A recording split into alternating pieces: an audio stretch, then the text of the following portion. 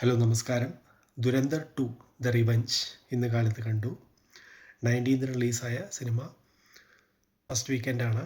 നല്ല തിരക്കുണ്ടായിരുന്നു. ഏതാണ്ട് 3 hours 49 minutes മറ്റോ ഉണ്ട്. 4 hours ഇൻക്ലൂഡിങ് ബ്രേക്ക്. സിനിമയിലേക്ക് വന്നു കഴിഞ്ഞാൽ എനിക്ക് സിനിമ ഇഷ്ടപ്പെട്ടു. ഇത് ഫസ്റ്റ് നമ്മളെ ഫസ്റ്റ് പാർട്ട് കണ്ടിട്ടുണ്ടെങ്കിൽ അറിയാം.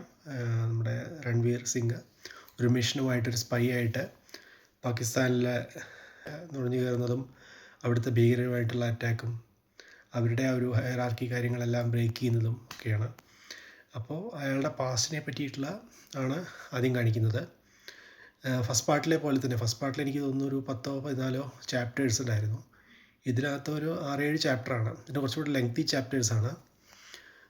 അങ്ങനെ ഫസ്റ്റ് പാർട്ടല്ല ബിഫോർ ഇൻ്റർവെല്ലിന് മുമ്പ് ഒരു അത്യാവശ്യം കുഴപ്പമില്ലാതെ എൻഗേജിങ് ആയി ഇങ്ങനെ പോയി. പക്ഷേ ഹൈ മൊമെൻറ്റ്സ് ഉണ്ടായിരുന്നു. എങ്കിലും ഞാൻ ആലോചിച്ചു ഫസ്റ്റ് പാർട്ടിനെ അപേക്ഷിച്ച് അത്ര ഹൈ മൊമെൻറ്റ്സ് കുറവോ എന്ന് തോന്നി. പക്ഷേ ഇതിൻ്റെ ഇൻ്റർവെല്ലിന് ശേഷമുള്ള വരുന്ന ഭാഗങ്ങളെല്ലാം ഭയങ്കര നല്ല ഹൈ ആയിരുന്നു.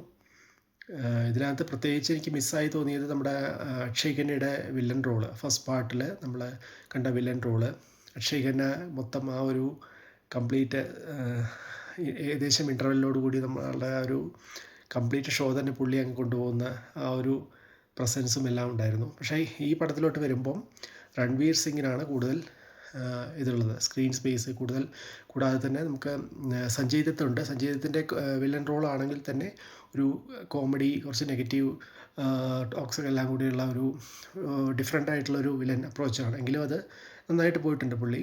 പിന്നെ നമ്മുടെ അർജുൻ രാംപാലിൻ്റെ മെയിൻ വില്ലൻ വേഷം പുള്ളി കൂടുതൽ എസ്റ്റാബ്ലിഷ് ചെയ്യുന്നത് സെക്കൻഡ് ഹാഫിലാണ്. അപ്പോൾ സെക്കൻഡ് ഹാഫിൽ പുള്ളി ആയിട്ടുള്ള കുറച്ച് ടുവേർഡ്സ് ക്ലൈമാക്സ് ഒക്കെ നന്നായിരുന്നു.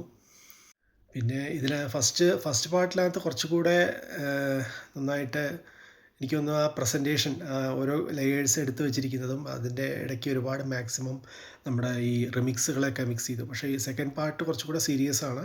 ടുവേർഡ്സ് നമ്മുടെ മിഷൻ കംപ്ലീഷൻ ആണ് എയിം. അപ്പം അതിനനുസരിച്ച് കുറച്ച് ലിമിറ്റേഷൻസ് ഉണ്ട്. പിന്നെ ഇതിനകത്ത് ലവ് സ്റ്റോറി അങ്ങനെ കൂടുതൽ സംഭവങ്ങളൊന്നുമില്ല. ഓൾറെഡി ഹീറോ മാരീഡാണ് ഇതിനകത്ത് കാണിക്കുന്നത് ഫസ്റ്റ് പാർട്ടിൽ തന്നെ.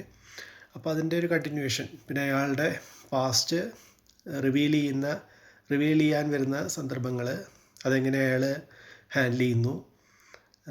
1-2 ക്യാരക്ടേഴ്സ് അവർ റിപ്പീറ്റായിട്ട് വരുമ്പം ഉള്ള കുറച്ച് മൊമെൻറ്റ്സ് ഉണ്ട്.